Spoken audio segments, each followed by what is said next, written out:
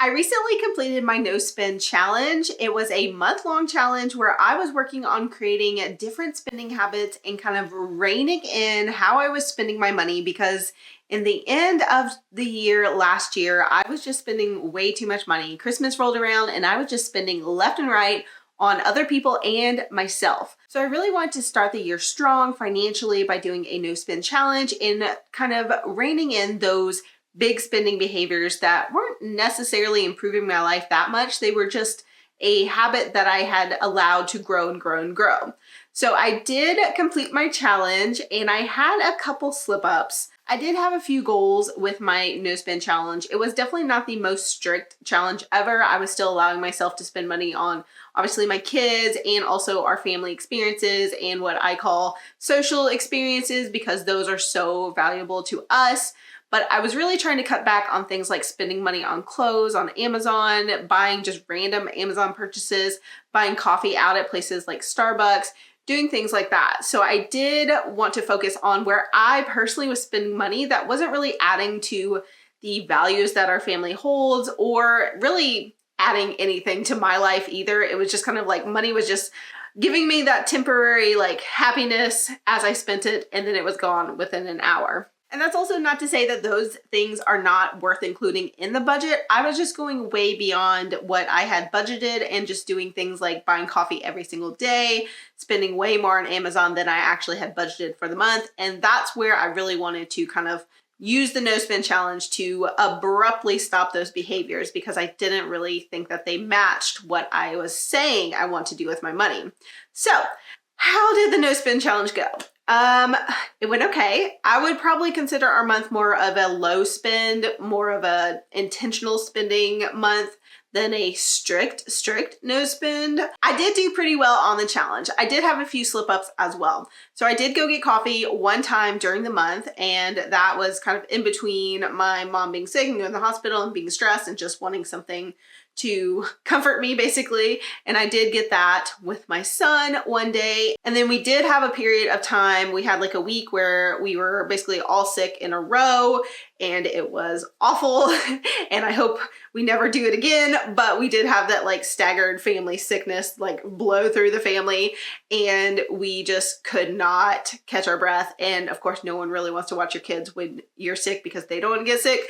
So it was kind of one of those situations where we were just struggling.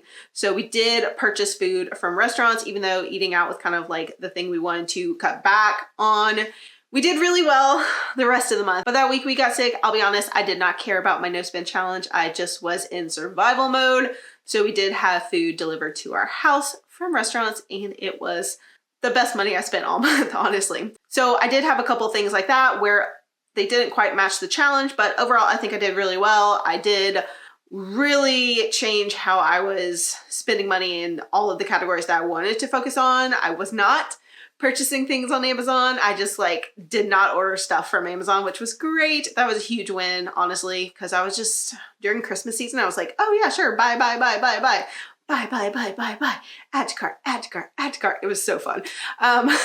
Sometimes I really love spending money, and that can get a little bit out of control. So I did cut that back. I increased the number of wish lists I have and the things I will add to the cart in the future, or things that I just added to lists and probably won't ever buy, or will add out there for gifts for people to buy for me. So I came up with some other ways. So if I did end up on Amazon, I kind of had other strategies to do that. And I did have one session of Amazon like try before you buy to find a dress for February. So I was trying to get a dress for an event in February, but I did do it during my no spend month. So I kind of made a purchase, but didn't really pay for it until February, so I don't know if that technically counts. But I had a planned event in February and I wanted a dress that was more specific to that event, so I did kind of look for that in January. So those are the few times during the no spend challenge month where I personally kind of went outside of the lines, spent a little bit of money, or just didn't really follow the spirit of the no spend challenge. But overall, I did change a lot of my habits, like the Amazon thing. I stopped spending on there, and then I am actually making my coffee at home. I am using the espresso machine that we have, so I'm making coffee and figuring out how to make it how I like it. And that has been actually really nice because it's kind of nice to have coffee like really quickly instead of waiting to go, out and get my coffee and come back and then have it and when I'm home. So overall, I'm really happy with how I did on this challenge. I did have like 3 to 4 days where I spent money where I probably shouldn't have or could have figured out a different option. But overall, I'm okay with that. It also really kind of clarified that I don't necessarily want to or need to do these strict type of challenges. I love a good challenge. I love a good tracker. I love all of the visual things and making things a game. I'm very competitive, so I love stuff like that. But I think that we're kind of just at the place financially where we don't need that. And we've already cut back in so many different areas. And we have our expenses as low as they could be in so many areas that it's just not necessary to cut back and be as strict as a no spend challenge can be. So I don't think I'll be doing a strict no spend challenge again. I do like challenges, obviously, like I said. So I think I will be doing some challenges where they're monthly and focused on one thing. So basically like no Amazon spending for the month in July, or no coffee outside of my home for the month of August, things like that. Focusing on just one habit, on one financial spending area, I think that would work a lot better for me personally. I felt like having so many different things felt like I just cut out so many little happy parts of my life, and that is not necessary to succeed financially. It's just not.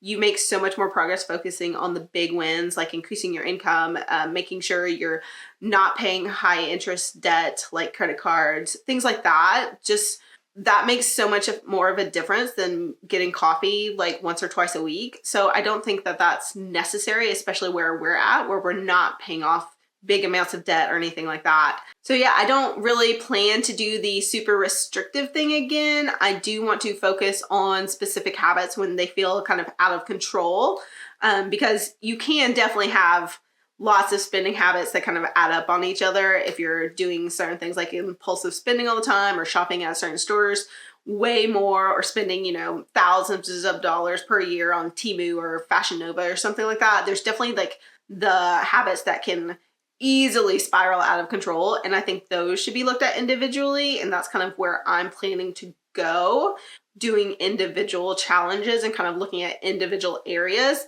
but probably not the like no spend on anything again.